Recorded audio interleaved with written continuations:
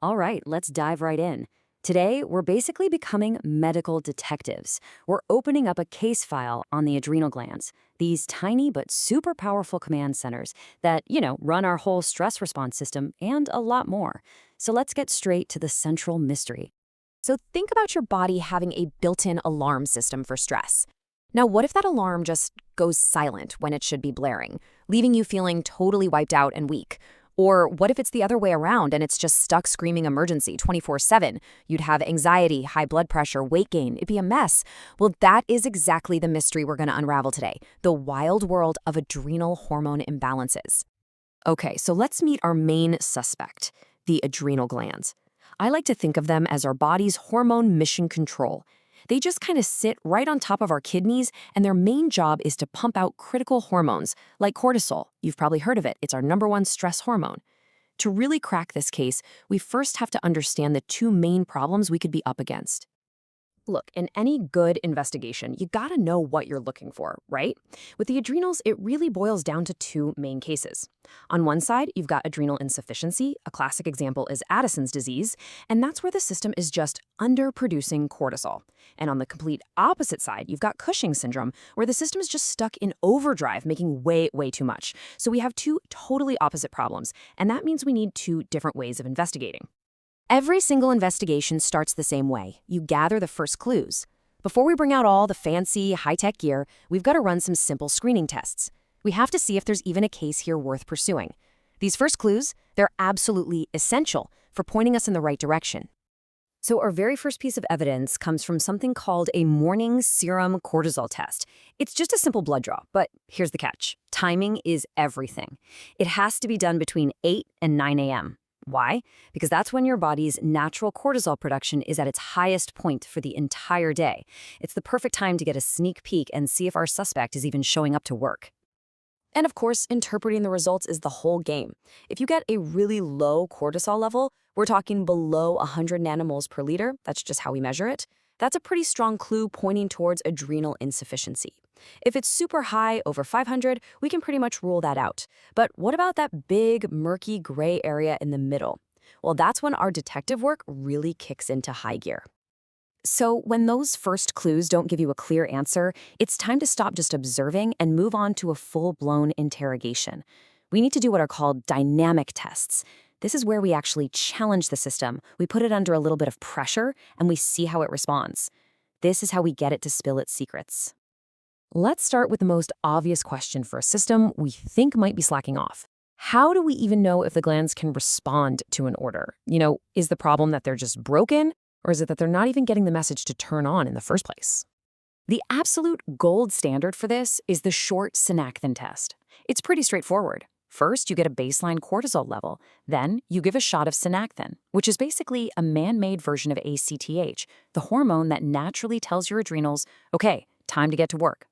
30 minutes later, we check the cortisol again. We've given the order. Now we're just waiting to see if it was followed. Now, in a healthy person, you're going to see a huge jump in cortisol. I mean, way up, well above 500. The gland got the memo and did its job. Perfect. But in someone with adrenal insufficiency, you see, well, not much of anything. The cortisol level just stays flat. And that confirms it. The gland isn't working. Case closed on that particular question. Okay, so now let's flip this whole investigation on its head. What if our problem isn't that the system is off, but that it's stuck on? How in the world do we test if the glands will actually listen to a clear, powerful command to just stop? For this side of the investigation, we use the dexamethasone suppression test. Here's how it works. You give a tiny dose of a really potent synthetic cortisol, called dexamethasone, late at night. In a healthy body, this hits the brain's feedback loop and sends a super loud message saying, hey, we've got plenty of cortisol, you can totally take a break. Then, we simply check the body's own cortisol production in the morning to see if it got the message. And the results here are usually crystal clear. In a normal response, the body obeys that stop signal, and the morning cortisol level is super low, less than 50. But in Cushing's syndrome, that feedback loop is completely broken. The system just ignores the signal and keeps on churning out cortisol like nothing happened. The level stays high, and boom, our suspicion is confirmed. So at this point, we've confirmed what the problem is, right? Too much or too little cortisol. But a really good detective never stops there.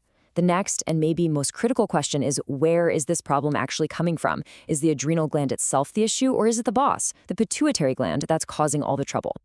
The key piece of evidence, the clue that's going to solve this whole part of the mystery for us, is ACTH. Remember that one? It's the signal hormone sent from the pituitary gland, way up in the brain, down to the adrenals, telling them what to do. Measuring the level of this signal is kind of like listening in on the phone call between the boss and the employee. And by looking at both cortisol and ACTH levels together, we can nail down the culprit. Check it out. If cortisol is low but ACTH is high, it means the pituitary is screaming orders but the adrenal gland just isn't listening. That's Addison's. If they're both low, well, the pituitary isn't even bothering to send the signal. Now for Cushing's, if cortisol is high but ACTH is low, the adrenal gland has gone rogue and is doing its own thing. But if both are high, the pituitary is the one shouting nonstop orders. This combination right here, it's the master key that unlocks the entire diagnosis. Okay, so now we have our biochemical proof. We know the what and we know the where. So the final phase of our investigation is all about getting some visual confirmation. And of course, preparing for any of those last-minute plot twists that these cases love to throw at us. And this brings us to what is, without a doubt, the #1 golden rule in any adrenal investigation. You always get the proof from the hormone tests before you even think about ordering a scan like a CT or an MRI. And why?